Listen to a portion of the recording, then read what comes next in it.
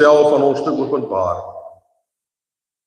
En elkeen van ons voel van tyd tot tyd asof die Here daar ver is. Asof die Here my nie hoor nie. As ek bid, dan voel dit of ek nie teen die plafon vasbid.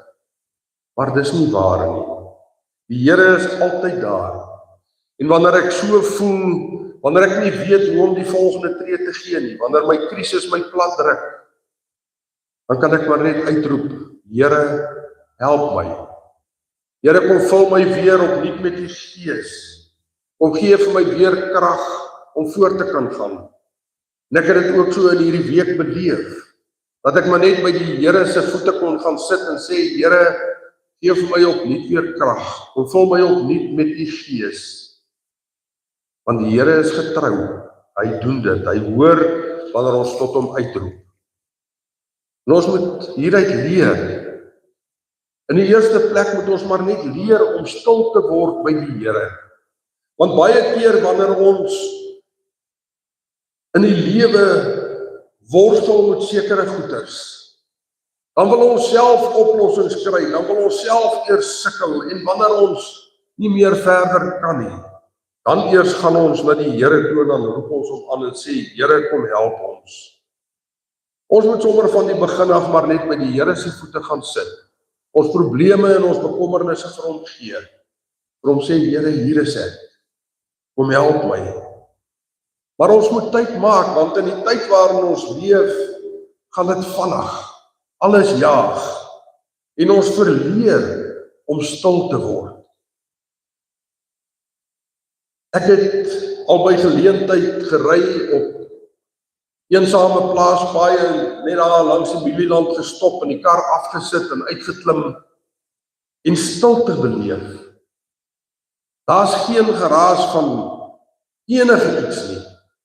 En wanneer jy dan sê, maar ek wil stil word, wat hoor ek? Dan hoor jy die duwe koer, dan hoor jy die voeltjies. Maar as jy nie doelbewus sê, wat hoor ek nie, dan gaan dit net by jou verby.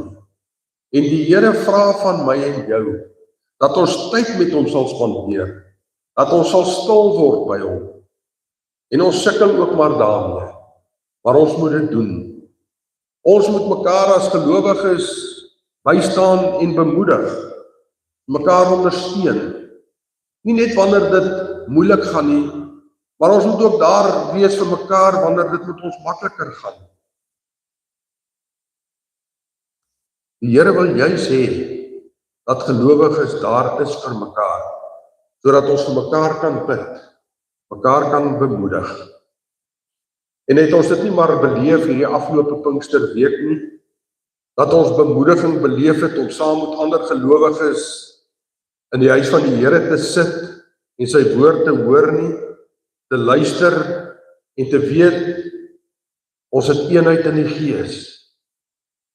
Hierdie stad, Filippi, was kosmopolitaans. Die gemeente het daar bestaan uit verskillende en uiteenlopende agtergronde, verskillende kulture, mense van verskillende sosiale agtergronde.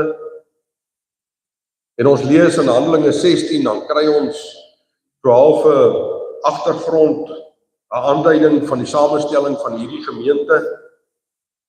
Lydia was 'n Joodse bekeerling uit Asië. Die slavin was waarskynlik 'n Griek en die tronkbewaarder was waarskynlik 'n Romein. Mense van totaal verskillende kulture en agtergronde. En ek en jy moet dalk vanoggend net weer besef dat elke mens is na die beeld van God geskape. Ongeag ras, kleur, kultuur.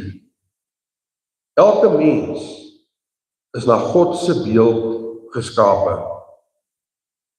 En wanneer ons dit besef, dan moet ons juis nederig wees en besef ons is maar almal net sondaar mense. Ons is maar alleen deur God se genade gered. Nie vanweë ons status of wat ons in die lewe bereik het nie, maar net deur God se genade alleen. Ons het niks om in te